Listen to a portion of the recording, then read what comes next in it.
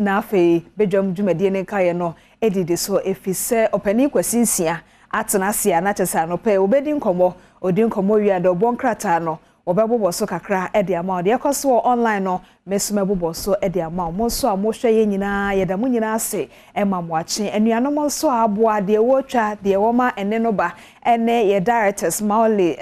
Priscilla ene dache hene mo nyina so ye da masefise madaroma ena bibia tubituto ye no obi so ne TV a de ekoso Adom TV no watumi ahwe na Claire Esther Ann ena no pay wo twi medimu a mede ejina ha me ho aye ofe kwasinsia mpacho mache Lady D boko de nyame Adom mpacho onso ye de nyame ase efo nyina ho ye nyame Adom opani kwasinsia sister Lady mimi ye sister na wo ye pani sister sene enu a wo green Ghana ene wo Brighton so. Oh, okay. Enti just a Ghana agenda ne de e da wakumba so pa.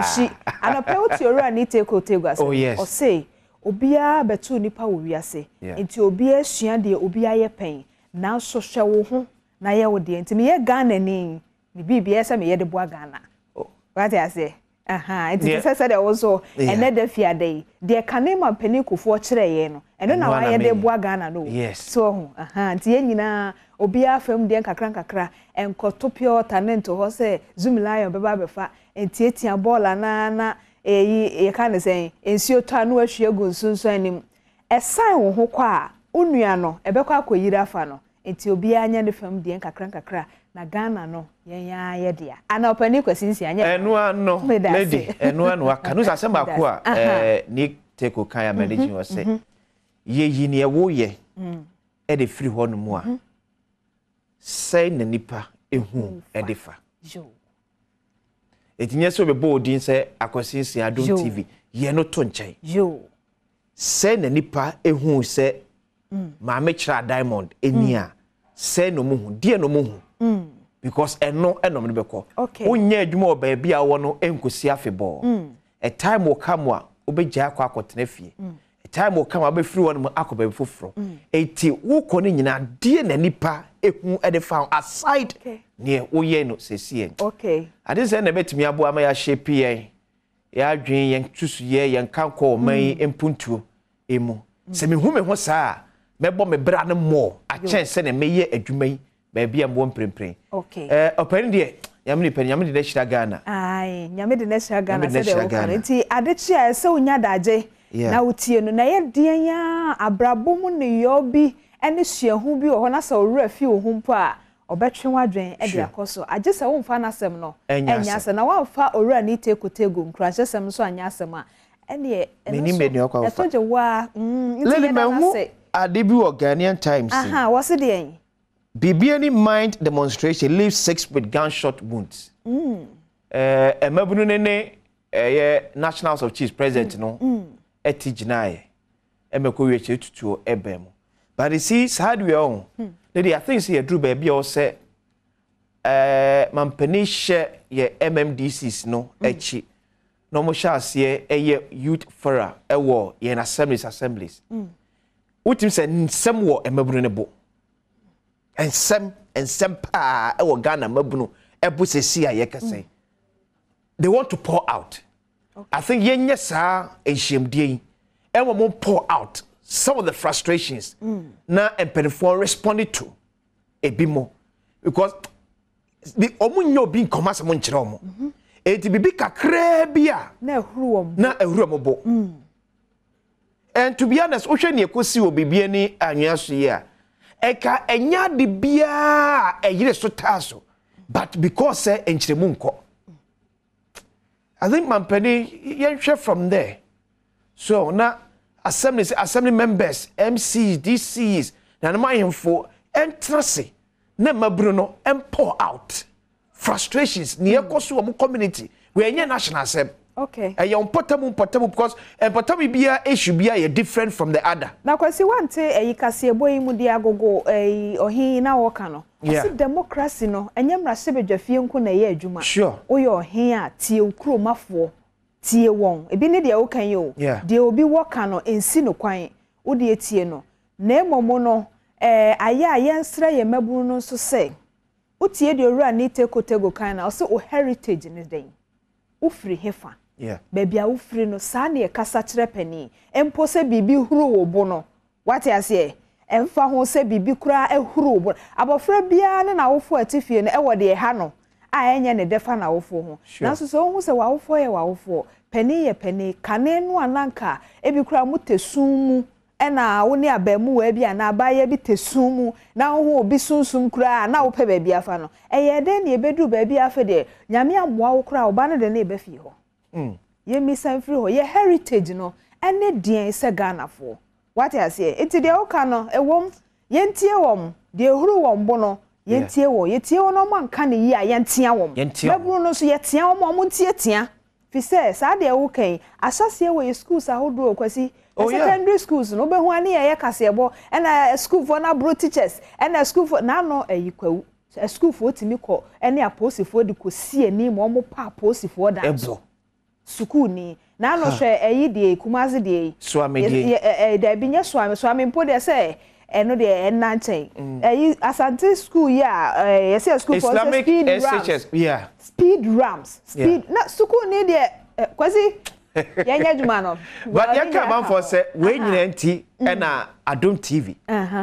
the people's cry ben waboboa no eti yenso ye de ebetai abampanifo de echi eno no pour out but onye se o pour out na wudi atem na ye kasantwi kan semu a ensem fata kasa obi ka kire wawo enya ode na o ka kire papa panimu eti pour out abra eho etie kan wasem na mpanifo entie anu ye se fata ne yemfa maw pani ka kire so se kwasi ntwawa no na yensre mpani so se ye na se maburu no kasa no kure wom no aye no no mo kan kire wom efri se the fact that ye bema emaburu ana mofra na kwanya no mbe kasa no na sa anu ye no ye na wo pani no anu ye ni wo ho no okoka se eyesi na sa kire beburu ni behu se na anu ye no na aka kire se eyesi a onsre ubehuru ne bo enti aya ye nka no kure no yenya akwanya ne sa kanifo no yenya akwanya ne sa mpanifo no se de tie no eyi da che hene ma che se de tie ni what I say aya ye mo mu hu se de tie onye kwan ye nkoka se me ye kwan se bi wunsi ajanan bia nkoka se me si ajanan bia wo ye sa no mu hu akira omubu behuru ye nsa se mfi no kure ene akade ebefa Lady Ghanaian Times the Bokata eni or the Professor Kwasi Opoku Amankwa Director General of Ghana Education Service Infoni about say teacher union strike academic calendar not affected. National COVID-19 Trust Fund backed 62 million Ghana cedis in contributions and donations. Ashanti Regional Director of Urban Roads faces sanctions for failure to provide speed brake acts at Islamic SHS. Never pay the emia. Bibian the aboso. Daily Guide ensu eni or say Health Minister exposes ato forcing male's family to exhume body for rape barrier. Police acted harshly in Islamic SHS saga. Freddie Blay hands over to Stephen Ayensu in team. National COVID Fund disburses 53 million Ghana cedis. Daily Guide and a Ghanaian Times. I don't know. They didn't know. Joe, adomonline.com so and some hold on my yache. Na Kasepa a woman and a nurse assistant waves for employment after 3 years of being jobless. Well, enti woman kwagent yes nurse assistant for and woman HR drift so we school no friendship miensa nie ye da so tomo mu de nti omo ho afono e wo fie nim de no so kro omo kwaje ye no friendship miensa ni dem gidi se so ate nti no and also e yo matete se man no pay adomonline.com e bo ho amane and teachers and lecturers in private schools take bribes the most. Enra de na nansa de ye beda abonte no ye Ghana Statistical Service wo any charge for wo mo se omo hwehwemu no adamude age de Ghana ye ya de pa na mu aposifo na dikan na wenum so de ye UNODC for report omo so aye wo mo kire se ope omo a wo mo gi adamude pa market asese kankan de project koso a wo mo aye a chechefo wo ankra school no wo mo ya de se wo mo so je pa enti no kwasi mami fancy hanum se na di nkomo ne bra mami kwa maso na mene aban so afa be de hwohwoman edisua eso Reverend intim fojo ekodi enkomo na asem ba kwa beto dwa eyese anhwe ya fimpim yenu ene adwenu yenu ye mofra be twere wase any BECE no entimi ema so esan se aban ede WAEC mpanifo eka mekaniti ahwa WAEC for entimi conduct election no exams no emfama ye mofrey ona bote aka mo acha no pay e ba Badwam dwumade so on Adom TV yani akwasi apom tsan boko na anso reverend mi hoye pa asemi aye no kra anamonto be na asban etu e de afa ho medase edi nchia so ko de ma tifo ne woni a ehwe Adom TV Badwam dwumade kasi WAEC aye melkubia aye amama hodon so na aka bomu a yegyina Adom WAEC Nigeria ka ho, Liberia ka ho, Sierra Leone ka ho, Gambia ka ho na ni nyina no processor ye nyina ye fam sanse e odwumadi bebre a WAEC edima sa amama so nyina eno ntino at any point in time bia no se ama oman bi atua bibia so tua ma WAEC no utua ma WAEC no na bibi foforo so sa aba beka ho ntino de tie bia na at any point in time oman bia ewo bibi kakra so utua de ma WAEC eno ntino enye bibi foforo a se de binomo ebeka chia no ewo mfidie so se na yi oman we anaso oman we de WAEC ka na ntino dwumadi se WAEC di no ontumi ndi the best said the one I can say yes and so mo kan aban ene WAEC say bi o bi an odiso ebre bi odiso bi anso odiso the aka bi anso so odiso bi anso no e say o a san say no so pepe na aban efa enti obi an kan komanto ne yam say WASSCE ene BECE e maso ne ade ne oyi ne enye no kre WASSCE be baso BECE bebaso WAEC dwumadi a womudi wombeko so a edi ni pepepe se dia afibia no womudi de boa mama ensun ya mabobodi nyina no e ade a womo ebedi ni sa pepepe WAEC wo how bia ye betwa ben wom na de se ye de boa wom dwumadi bia nso aye de aboa wom enti se dia manfo keka tia no sa no na se metwasi ya eka ewo ho but e affect afi BECE ni WASSCE the make say at say woni obi ewo dwedi a sa dwedi no e continuous and you know the TBR no at any point in time every of the 7 member countries no e was say bia else woni WAEC eye at any point in time. And you know, we that they're free on, not for France over, because I feel the no better exams. I feel the market. I feel the you know, there's always and there are statutory sense why I walk. I know or mind piano as with this, and every country is at the same level of Kitamudia as one idea at various levels. And this the amount for Kikana buying the WAEC kane sese no krebie ni nhehye da ho a afini afibia no se de ekono a afidie nso anya soronko emfiri emfie dada etwamu ekonyina no and it's the same as it is with other countries and only mo bia argument to say propaganda bia betodwa se ni aban ene government WAEC nkitamu bia ye wono ye pepepe na how bi anso memu ka bia meda ho a akwakofa oyeni aba obi anka na komanto ne yem WAEC BECE anso no be ko so pepepe okay anso na WASSCE so be ko so pepepe ade ba ko a kra wo how bi kra na o ma asotia ana muntu bi esi to de boa wo bia e be tu di aboa wo ade ba ko a wona e can be edify ye disua wo sem a complaining over the years ye textbooks ye de be kire ye mofra ade afi ahase mo be boy amane an moto ye motu edifa wo ye textbooks won sensem no akwa akosisei da be ne ye hwe nim se ye mofra ne sabetimi aka bi na akyerkyerefo e de akyere ade no say price san curriculum nim a free objective based but standard based curriculum no so the she said you know what's the curriculum so through book fufro ɛno nti no ɛsesan mu no yɛma publishers ahodoɔ nso ɛto nsa frɛ mu biara kyerɛ deɛ sɛ ɔkyerɛ ɛma nakafoɔ nso approve dodoɔ bia na ɛdi mu a ɛsɛ wɔn approve na no akyire no aban etu anamɔn ayɛ nhyehyɛ pa yɛde betumi atɔ textbooks no mu bi ɛde akɔ akɔgu classrooms ama yɛn mmɔfra nso nyɛ bi akan na ama teacherfoɔ nso atumi nyɛ bi di akyerɛdeɛ na ɛno no ɛwɔ ɛkwan bi a yɛde fa so sɛbi a wɔde aban sika ɛkɔ akɔtɔ wɔn ade akɔ akɔma nkora a yɛkyerɛ wɔn ade a sɛ woyɛ mpɛnsɛmpɛnsɛmu yie ɛyɛ nhwɛmu yie sɛdeɛ ɛbɛyɛ ankɔtɔ book ɛbɛyɛ akɔtɔ dwa na ɛbɛbie krataa bi no na ne mistakes nko ara na ɛwɔ hɔ anaasɛ nsɛm bi a ɛwɔ hɔ no ɛnsisi so a ɛkyia deɛ sɛ nkora no ɛhu ɛnti no wofa saa kwampa no so nso atɔ biribi akɔ ayɛ mpɛnsɛmpɛnsɛmu sɛ woyɛ quality assurance so woyɛ a lot of negotiations ne nyinaa ɛkɔ so no a na amanfoɔ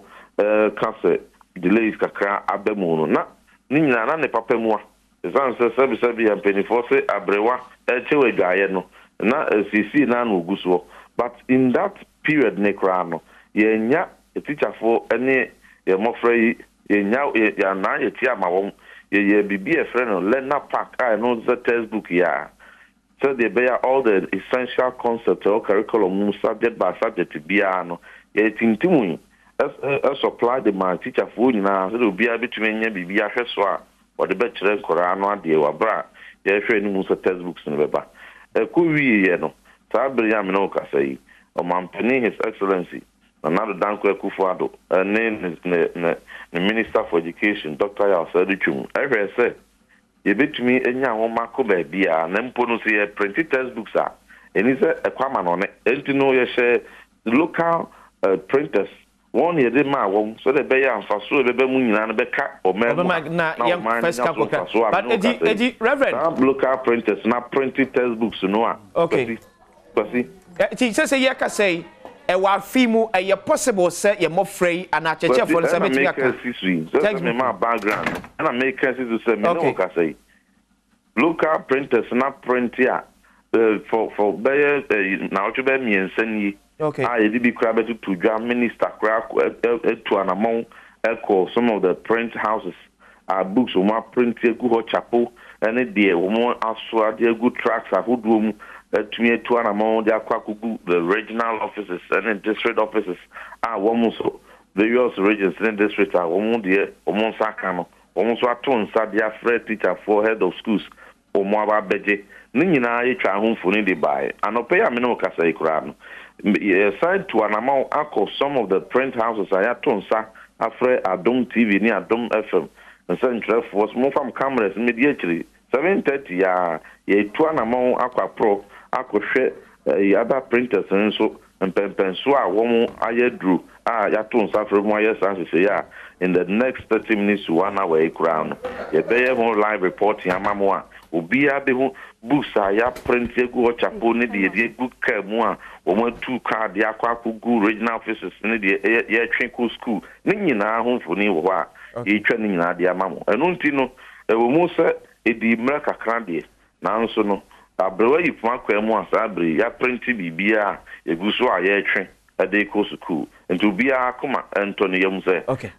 bere a yɛhyehyɛ yɛ sɛ schools no bɛnya textbooks no bra yɛde contract ne ma printers ne publishers no saa pɛpɛpɛ ne yɛdi so a bibia oyɛ ne bia anim na anika sɛm baako ɛwɔ mu no sɛ